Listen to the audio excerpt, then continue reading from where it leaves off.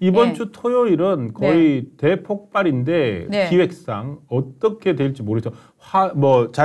쪽 말로는 사실은 지금 윤석열 정부 출범하고 나서 지금 거의 6개월째 숭례문 남대문에서 계속 집회가 열리고 있습니다. 맞습니다. 이른바 촛불 행동이라고 하는 사람들. 지금 보세요. 전날 촛불 행동이 토요일마다 하는데요. 저건 또 오후 5시예요. 그러니까 2시, 3시, 5시 이렇게 쫙 같이 있는 거군요. 이게 뭐 하는 짓입니까? 내려와라 윤석열, 퇴진이 민생, 퇴진이 추모. 그러니까 민생과 추모를 저기다 또 엮었고요.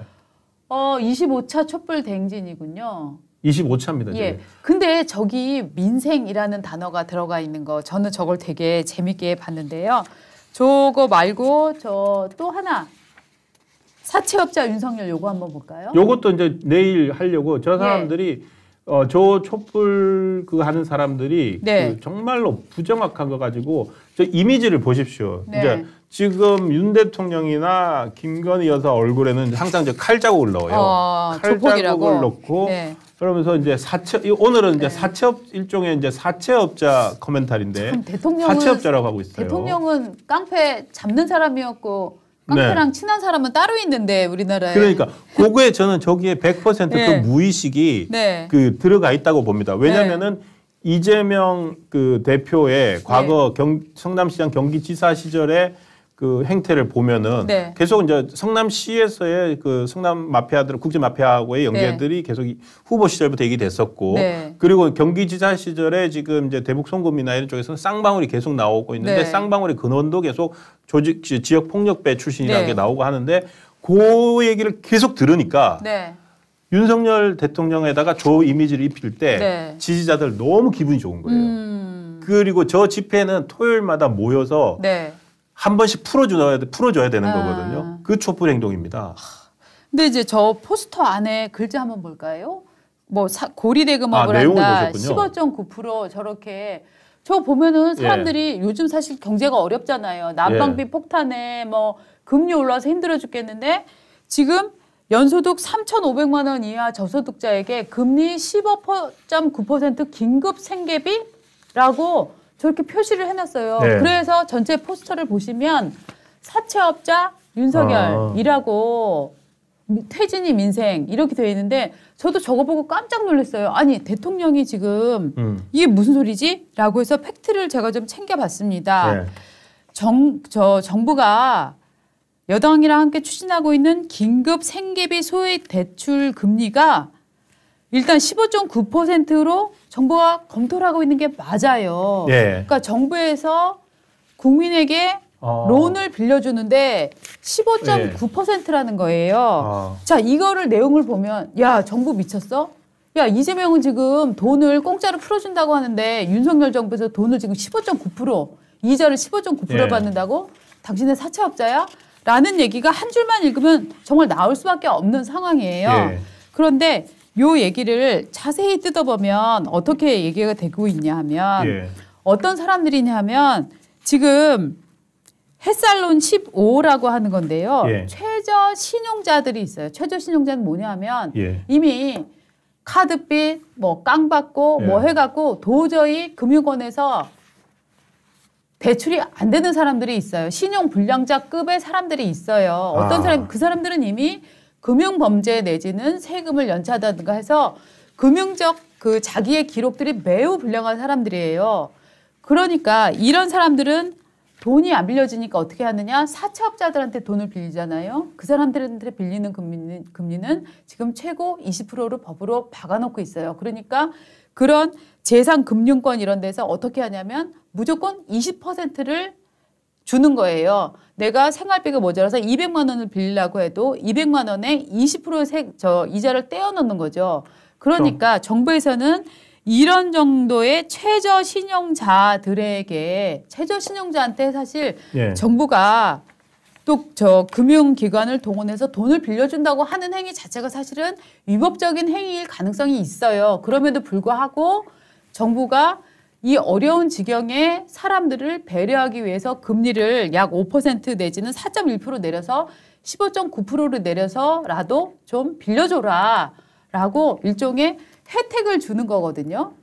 그런데 이제 요거를 15.9%만 딱 따갖고 일단 이런 처지에 있는 사람들은 야 15.9%고 뭐 20%가 안에 일단 나 돈 300만 원만 빌려줘 이런 사람들이에요.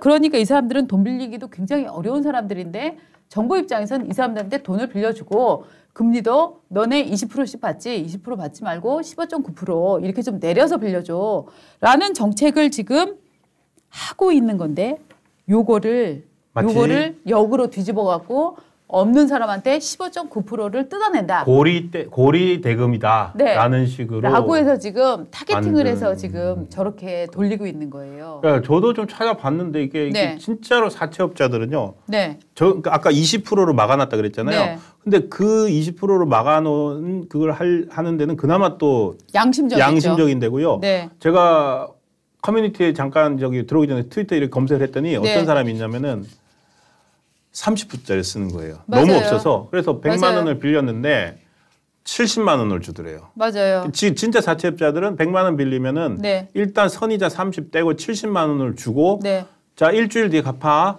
100만 원. 일주일 뒤에 100만 원 갚아야 그리고 돼요. 이게 만약에 6개월 더 빌리는 거야 이자 하면은 6개월 전에 중도 상환하잖아요. 안 받아요. 그렇죠. 왜냐하면 중도 상환하면 자기네가 이자를 깎아줘 이자 손해를 보는 거라고 생각하잖아요. 네. 실제 케이스로 보니까 이게 잠깐만 검색을 해도 특히나 청년 커뮤니티들에 애들이 힘드니까 올려놓은 것들이 있는데 그런 사람들한테 15.9%의 대출을 해주라고 금융권에다가 정부가 사실은 압박을 넣는 거잖아요. 그렇죠. 정부 돈을 마치 저거는 뭐냐면 정부에서 돈을 퍼주는 것처럼 생각을 하는데 정부 예산이나 이게 나갈 수가 없잖아요. 금융권에서 해주도록 제도를 만든 거고요. 전 정부에서요. 햇살론이 있었어요. 네. 햇살론이 저 똑같은 건데요. 그것도 15.9%예요. 맞아요. 그래서 15.9%가 정해진 거예요. 따지자면은 저렇게 민주당에서 저거 가지고 사채업자 욕하면은 과거에 자기들이 과시했던 그 정책을 스스로 비난하는 거예요. 햇살론이 17.9%로 올라갔어요. 아, 햇살론 17.9%예요? 네, 햇살론이 17.9%로 그거보다 더 싸네요, 햇살론보다. 오히려 그러니까 햇살론보다 2%를 지금 낮춘 거거든요. 그런데 사실 여러분 제가 지금 설명드렸지만 기자인 저도 햇살론이 17.9%였다. 아, 이번에 지금 저렇게 저소득이 사실 중요한 게 아니고 신용 최저 등급의 사람들인 거예요. 그러니까 굉장히 저게 나쁜 타겟인 게 마치 저 한 줄을 읽고 나면 맞아요. 정부가 돈 없는 사람한테 이자를 16%씩 후려 처먹는 것처럼 보이게 하는 거잖아요. 정말 나쁜 정권인 거죠. 예, 정말 나쁜 정권이잖아요. 근데 저거를 저처럼 지금 설명을 하려고 제가 자료를 찾아봤기 때문에 저도 지금 설명이 된 거지. 일반인 중에 제가 단언합니다. 100명 중에 99명은 이 내용을 모르고 있습니다. 그러니까 길에 가다가 저 전단지 한 장 받는다? 윤석열 나쁘네. 이렇게 얘기가 나올 수밖에 없는 상황이에요. 지금 제가 이제 저쪽 집회들을 계속 살펴보고 있는데요.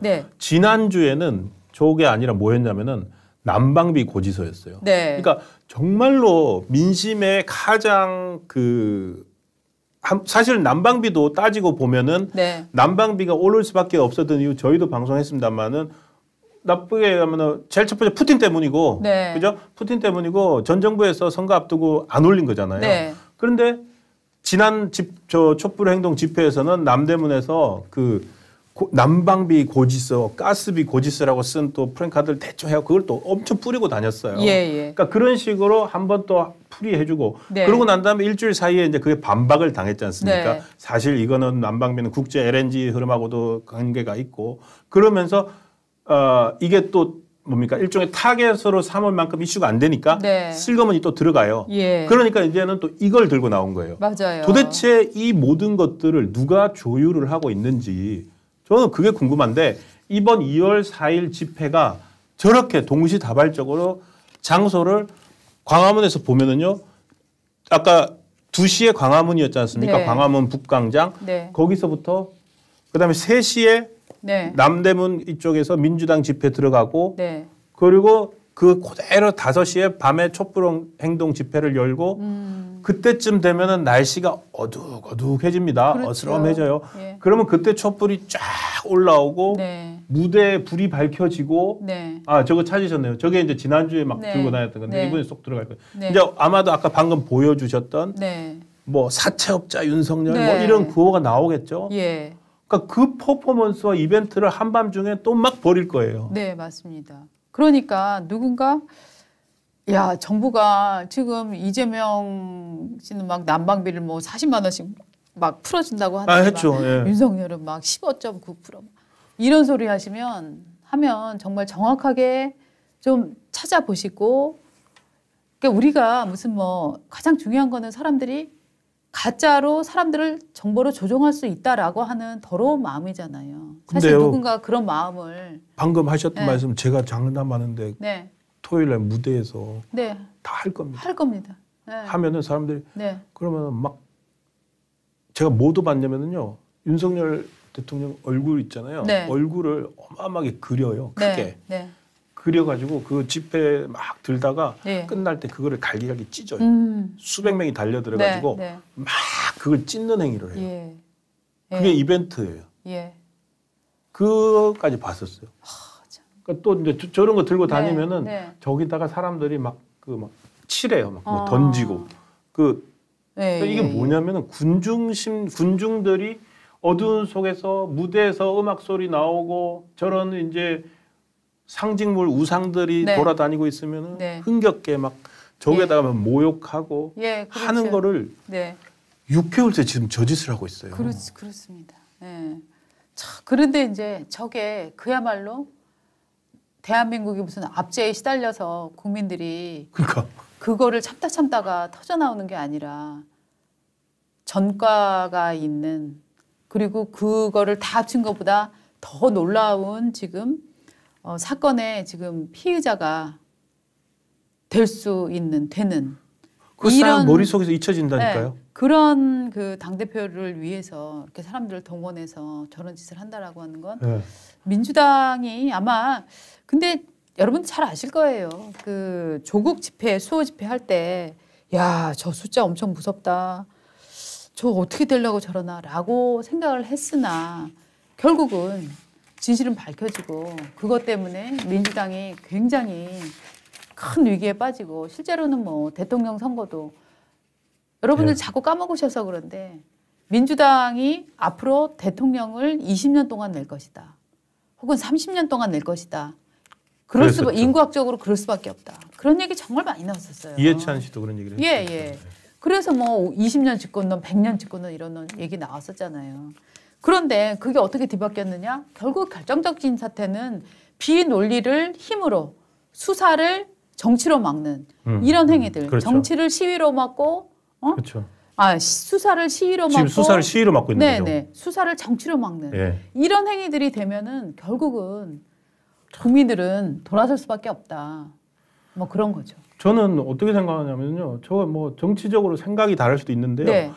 우리 국가의 네. 에너지입니다. 네. 저렇게 사실은요. 사람들이 모이는 거는 에너지거든요. 맞습니다. 사실은 저 에너지를 그 에너지를 가지고서 정치적으로 활용하려고 하는 게 민주당의 서해 지금 합류하려고 하잖아요. 그건데 저는 지금 저 에너지들은 저런 어떤 정치 노름, 정치적으로 소비되고 사실은 민주당이 나쁘게 소비하는 건데 저런 데 쓰일 게 아니라 지금 경제적으로나 그리고 우리나라가 어떤 체질을 바꿔야 되는 시기잖아요. 그렇죠. 연금 개혁, 교육 개혁. 그렇죠. 그런 데 써야 될 에너지를 너무너무 길거리에 그러니까 낭비하고 있고 그걸 주도하는 세력은 1980년대 자기들이 민주화를 그 젊은 시절 민주화 운동한 거 맞습니다. 다 인정할게요.